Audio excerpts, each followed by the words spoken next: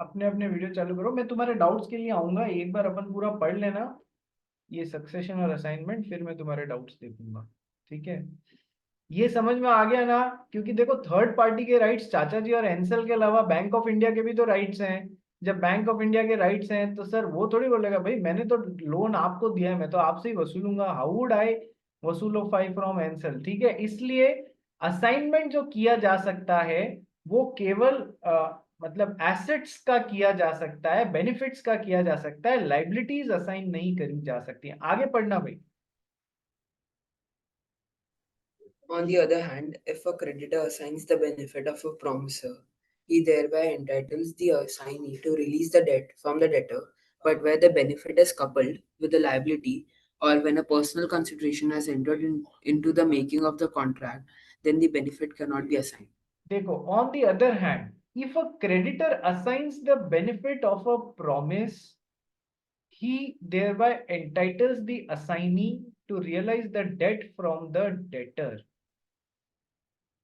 इस लाइन का मतलब क्या है? देखो कि सर यहां मान लो बैंक नहीं और कोई मनी लेंडर था, मनी लेंडर ने किसी को लोन दिया हुआ था मिस्टर एक्स को। ओके सर, मनी लेंडर को इस मिस्टर एक्स से 10 लाख रुपए वसूलने थे। ठीक है, ये तो इसके लिए एक एसेट हो गई ना, ये क्रेडिटर हो गया, ये सर ये डेटर हो गया, ये सर क्रेडिटर का डेटर हो गया ना ये। तो ये इसका राइट है ना? यस सर, 10 लाख रुपए वसूलने का राइट है ना? क्या ये राइट किसी और को असाइन कर सकता है? हाँ सर, ये मनी लेंडर मिस्टर ए को बोल सकता है देखो मुझे इससे 10 लाख रुपए वसूलना था, मैं ये अपना राइट आपको असाइन कर सकता हूँ, अब से आप ये 10 लाख रुपए वसूलने के अधिकारी होंगे मेरी जगह पे मिस्टर एक्स से। यहाँ तो वो वसूलने का राइट असाइन कर सकता है या नहीं कर सकता है? क्या इस सेकंड पार्ट में अभी तक हम एंसल और चाचा जी के ब्याह पे ये वाली सिचुएशन देख रहे थे। अब अपन क्या अपोजिट साइड जैसे कि मनी लेंडर या बैंक किया हुआ ये है ना, क्या अपन इनकी साइड से देखें जहां इनको कुछ वसूलना है, क्या उसको किसी को असाइन कर सकते हैं? यस सर, ऐसे राइट्स असाइन किए जा सकते हैं। ये नेक्स्ट लाइन समझ में आई आपको? यस सर, यहां तक की on the other and if a creditor money lender assigns the benefit of a promise, he thereby entitles the assignee, mister A को असाइन किया था ना, तो मिस्टर ए को ये राइट असाइन कर रहा है to realise the debt from the debtor, कि वो मिस्टर एक्स से ये लोन जो है वसूल सकते हैं। आगे क्या लिखा हुआ है? सॉरी, आगे क्या लिखा हुआ है? बट अब ये तीसरी बात और बता रहे हैं, but where the benefit is coupled with a liability or when a personal consideration has entered into the making of the contract, then the benefits cannot be assigned। Sir ये तो अपन ने पहली लाइन तो पहले भी पढ़ी है कि सर जहां पर बेनिफिट जो है उसके साथ में लाइबिलिटी भी आ रही है, जैसे किसी को कुछ चुकाना वगैरह ना, वो असाइन नहीं किए जा सकते हैं। ठीक है, या फिर कोई पर्सनल कंसिडरेशन, कैसे सर? कि सर है ना, मनी लेंडर ने मिस्टर एक्स को 10 लाख रुपए उधार दिए थे। ठीक है, तो और इस टर्म्स पे दिए थे कि 1 साल बाद तू मेरे को 11 लाख रुपए तो ब्याज समेत लौटाएगा, और चूंकि मिस्टर एक्स एक बहुत अच्छे पेंटर थे, बोला मैं तेरे को डिस्काउंट दे रहा हूं, चल 10.5 लाख रुपए तेरे को मेरे को ब्याज समेत लौटाने, और एक पेंटिंग मेरा पोर्ट्रेट तू साथ में बना के देगा बेस्ट से बेस्ट। ठीक है, ओके। तो मिस्टर एक्स ने बोला ओके डन, 10.5 लाख रुपए ब्याज समेत मैं आपको लौटाऊंगा और एक पेंटिंग भी बना के दूंगा। सर ये contract is coupled with, coupling हो गई ना यहाँ पर? किस चीज की कपलिंग हो गई देखो sir, with a personal consideration, yes sir, with a liability और when a personal consideration has entered into the making of a contract, then the benefits can not be assigned. Sir ऐसा नहीं बोल सकता कि मेरी जगह तू अपनी एक पेंटिंग बना लेना, जो जिसको भी ये मनी लेंडर ये पैसा दे रहा है ना, ऐसा नहीं बोल सकता। बात समझ में आई? Yes sir. सबसे पहले मिदुष तू बता, क्या डाउट है? सर पहले तो इस पे ही, तो फिर वो जो पेंटिंग है उसका बेनिफिट तो आप नहीं ले सकते, लेकिन बाकी चीजों का तो ले सकते हो ना। बाकी का ले सकता है, ये जो पर्सनल कपल्ड विद है ये सब नहीं होगा। बात समझ में आई? बस पर्सनल नहीं ना, मतलब जो हाँ, बाकी लाइक, हाँ। हाँ, अब सर मेरा डाउट था कि सेम प्रॉपर्टी पे असाइनमेंट और सक्सेशन कर सकते हैं। यदि ये ब्लंडरस सवाल है, यदि सही से समझे तो। क्यों, देख मैं बता, मतलब ब्लंडरस सिचुएशन हो जाएगी कैसे? एंसल के चाचा जी के पास में एक फ्लैट था। यदि एंसल के चाचा जी ने विल के थ्रू उसके राइट्स एंसल को सक्सीड करवा दिए हैं, सक्सेशन के थ्रू एंसल को राइट दे दिए हैं, विल के थ्रू, सॉरी, जिंदा रहते हुए उसके राइट यदि एंसल को दे दिए हैं, यानी कि असाइनमेंट के थ्रू उसके राइट एंसल को दे दिए हैं, तो जब ऑलरेडी आप अपने जीते जी राइट किसी को असाइन कर चुके हो, तब आप उसी फ्लैट के राइट दोबारा किसी को मरने के बाद दे सकते हो क्या? अब तो आपके राइट्स रहे नहीं ना, चाचा जी के राइट्स रहे नहीं ना उसमें। तो क्या एक ही चीज के लिए सक्सेशन और असाइनमेंट दोनों हो सकता है क्या? तू खुद बता। नहीं हो सकता ना? डाउट क्लियर हो गया? ठीक है, नेक्स्ट। सुहान।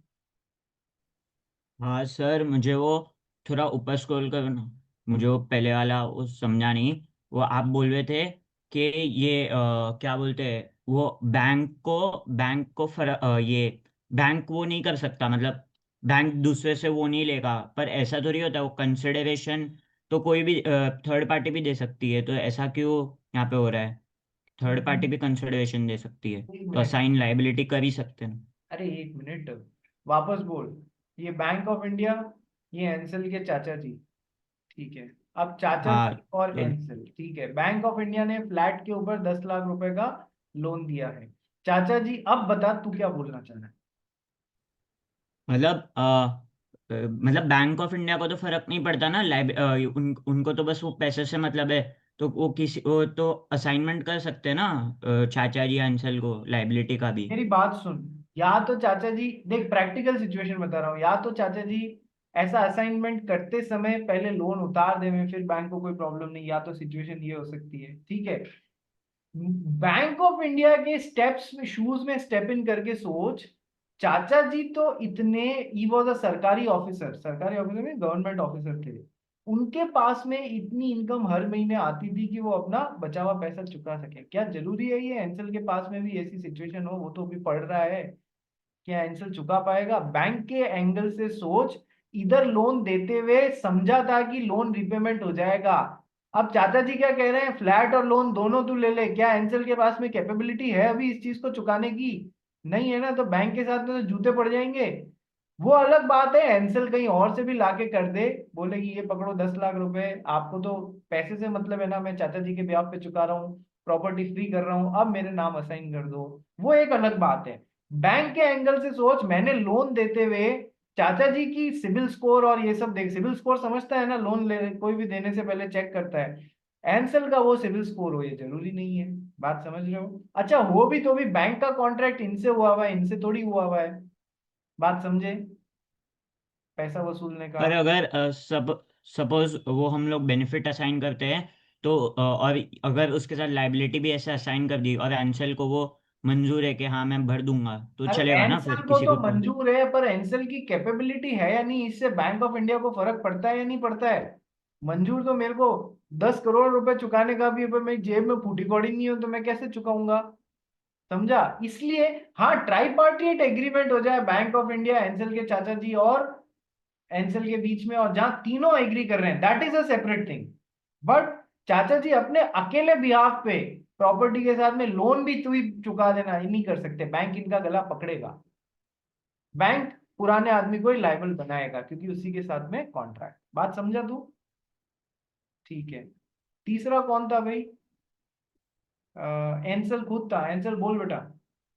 अगर मुझे सेम डाउट है सुहान का ही, बट उसमें अगर मैं मेजर हूँ एंड उस प्रॉपर्टी मेरे नाम पे आ रहा है और फिर असाइन हो रहा है, पर मैंने खुद बोला कि मेरे को भी हेल्प करना है, तो फिर उस केस में क्या होगा? हेल्प फिर वो करना है। असाइनमेंट से देखो, कंसिडर होगा? अपन आगे जाके है ना टर्म्स पढ़ेंगे, नोवेशन नेक्स्ट चैप्टर में ही है, नोवेशन, ऑल्टरेशन, रेमिशन, रेसेशन, ये काफी सारे टर्म्स पढ़ेंगे।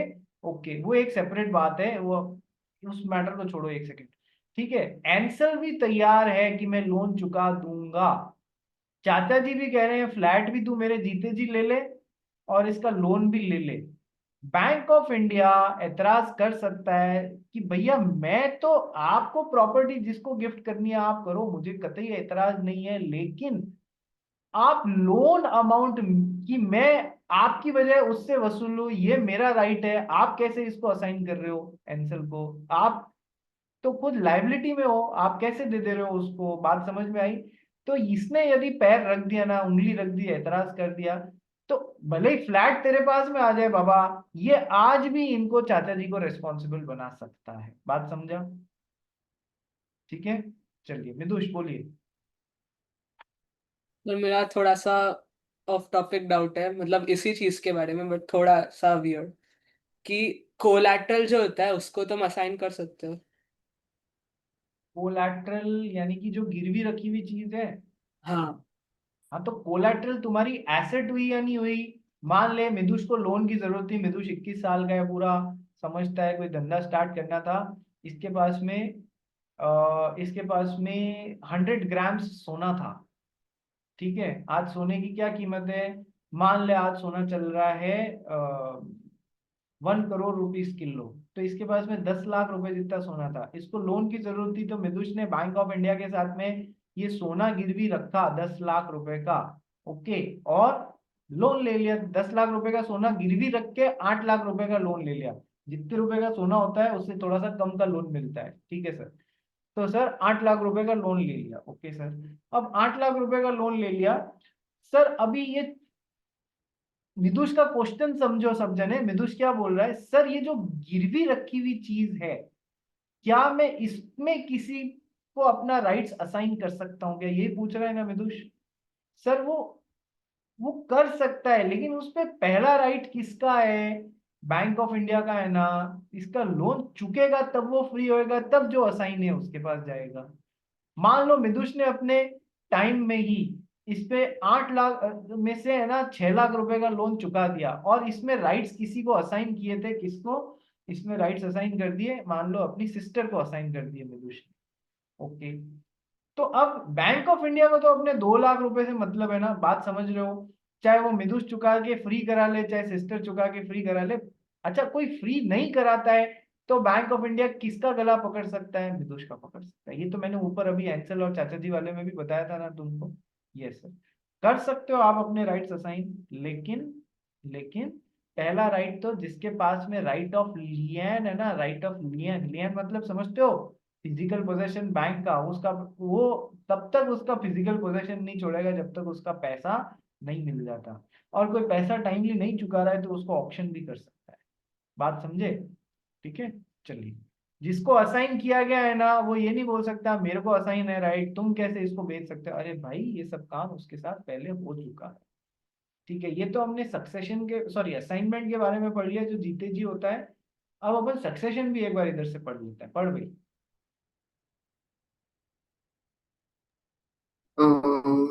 Distinction between two legal concepts, with succession and assignment, may be noted carefully. When the benefits of a contract are succeeded to by process of law, then both burden and benefits attaching to the contract may sometimes devolve on the legal heir.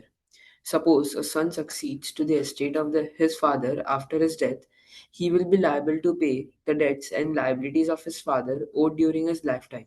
But if the debts owed by the father exceeds the value of estate inherited by the son, then he would be called out upon to pay the excess. He would not be called out upon to pay the excess. In other words, the liability of the son will be limited to the extent of the property inherited by him.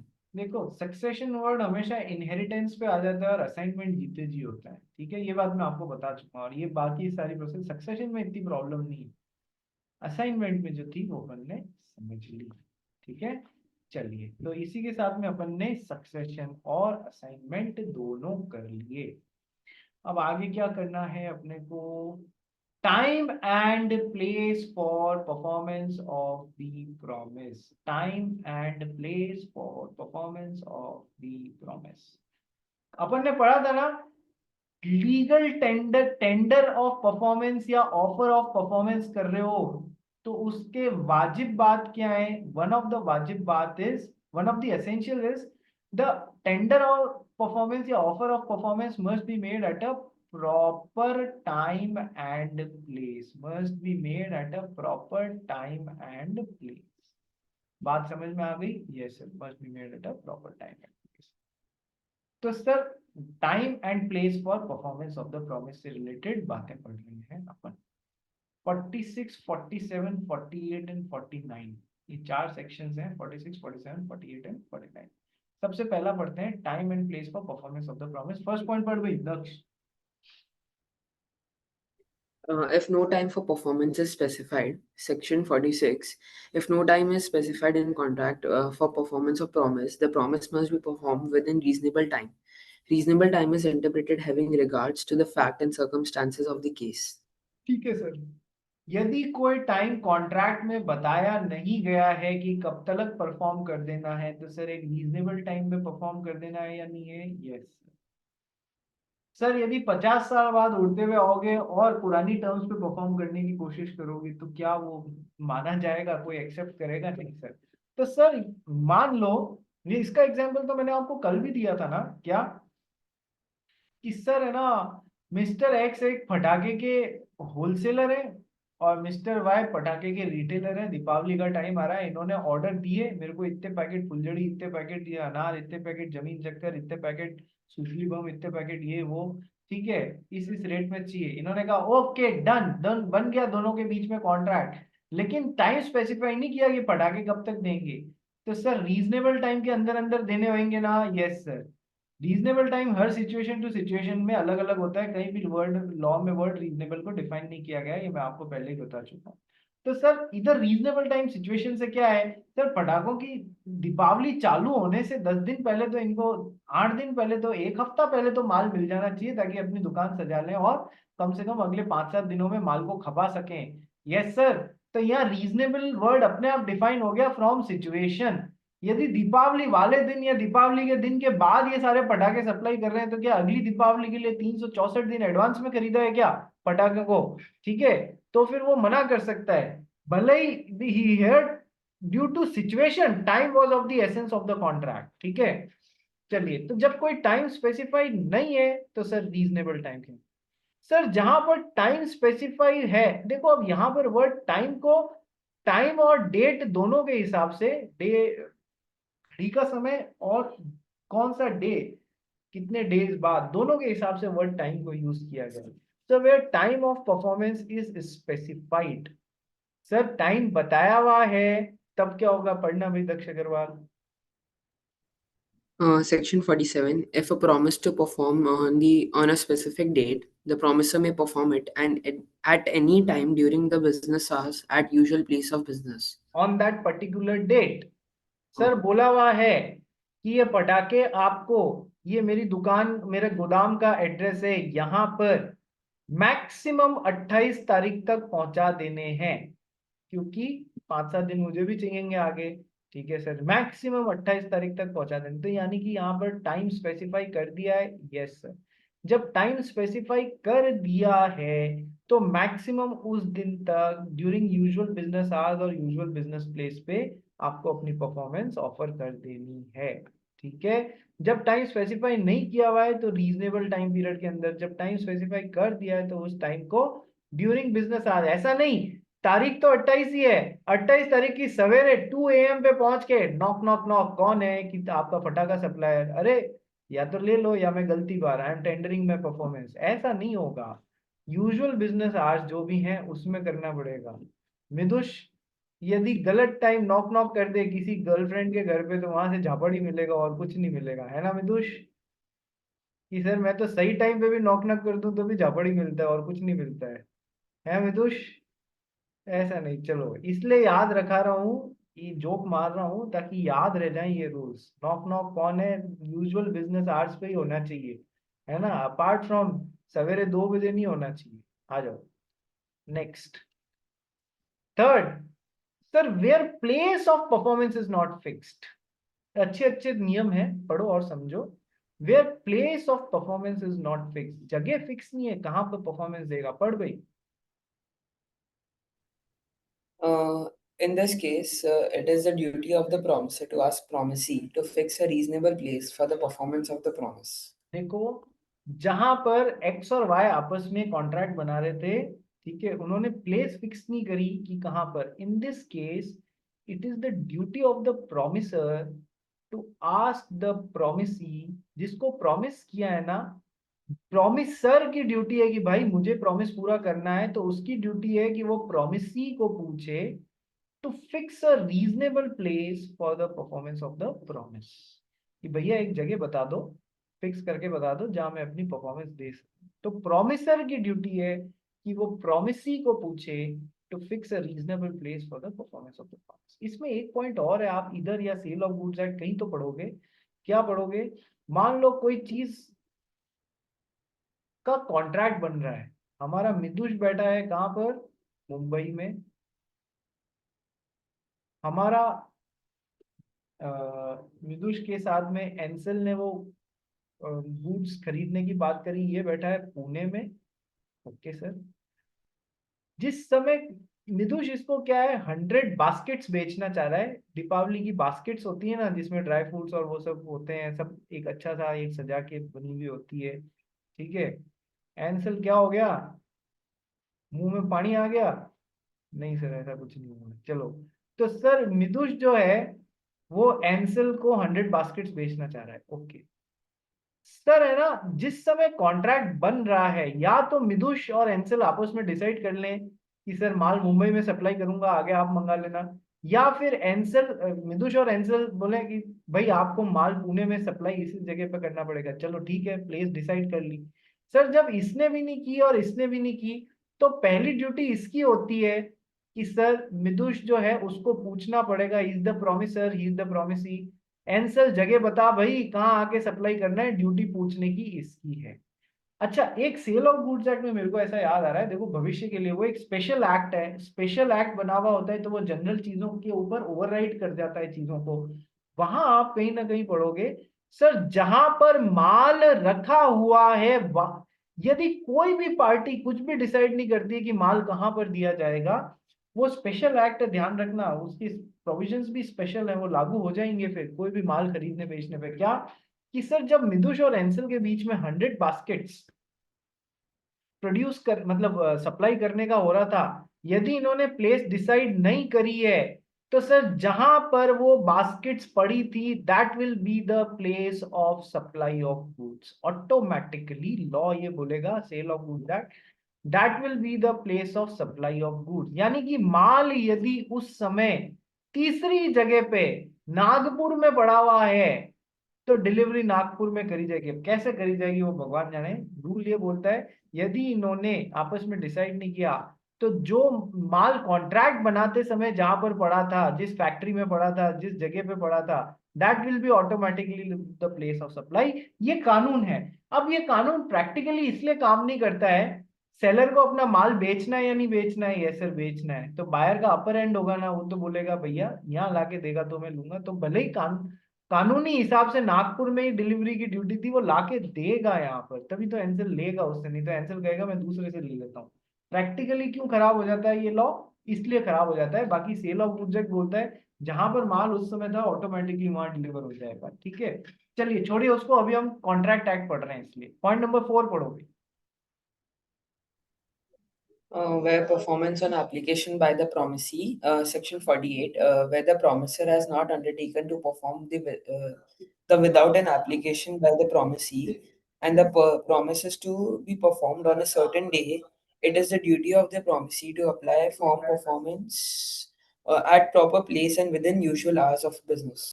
देखो अब यहाँ उल्टी बात हो रही है। उल्टी बात क्या हो रही है कि सर यदि कॉन्ट्रैक्ट में ऐसा लिखा हुआ है कि प्रॉमिसर को नहीं अप्लाई करना है, प्रॉमिसी को पहले बोलना है कि भैया अपना कॉन्ट्रैक्ट परफॉर्म कर दे, प्रॉमिसी अप्लाई करेगा तब प्रॉमिसर अपना वादा पूरा करे। उल्टी गंगा बह रही है। कई बार ऐसा भी हो जाता है, बायर और सेलर क्या लिख देते हैं, सेलर और बायर आपस में लिख देते हैं जिस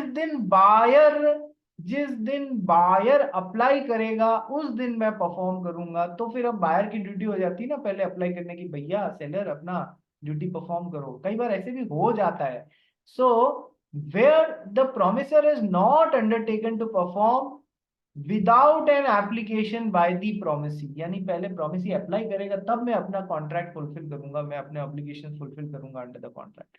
and the promise is to be performed on a certain day, तारीख दे रखी है, इस महीने की 28 तारीख तक परफॉर्म कर देना है। सो तब फिर किसकी ड्यूटी हो जाएगी सर? फिर प्रोमिसी की ड्यूटी है। It is the duty of the promisee to apply for performance at proper place and within usual business hours. Sir अब प्रोमिसी को, प्रोमिसर ये हो गया सप्लाई करने की बात की, प्रोमिसी ये हो गया, बायर ये हो गया, इसको सब वादा किया ना सप्लाई करने के लिए, लिखा हुआ ये जब आप अप्लाई करेंगे तब मैं माल दूंगा, उसके अगले दिन माल रवाना करूंगा। तो सर इट इज ये ड्यूटी कि 28 तारीख को आपको सप्लाई देनी है, प्रोमिसी की ड्यूटी है कि सर 28 तारीख को यूजुअल बिजनेस आवर्स में अप्लाई कर देवे। रात को 2 बजे ये भी दरवाजा नॉक नहीं कर सकता, नहीं तो दरवाजा खुल के एक झापड़ आएगा, ठीक है? तो रात को 2 बजे भी नहीं, यूजुअल बिजनेस आवर्स में प्रॉमिस सी को अप्लाई करना है। भैया अपना वादा प्लीज पूरा कर दो। नहीं किया उसने अप्लाई तो प्रॉमिसर की कोई गलती नहीं है, क्योंकि यहाँ पर प्रॉमिस सी को अप्लाई करना है। अदरवाइज कुछ भी नहीं लिखा हुआ है, then it is the duty of the promisor. ऊपर वाले अपन पॉइंट में अपन ने पढ़ा है, ठीक है? लास्ट पॉइंट पढ़ के आज की क्लास खत्म करते हैं। Effect of refusal of a party to perform the promise. पढ़ भाई। When a party to a contract has refused to perform or disabled himself from performing his promises entirely, two rights accrue to aggrieved party. First, to terminate the contract, and second, to indicate by words or by conduct that he is interested in continuance. ये थोड़ा सा बड़ा जाएगा, इसको कल लेते हैं अपन, ठीक है? कल कितनी बजे मिले भाई, जल्दी बताओ।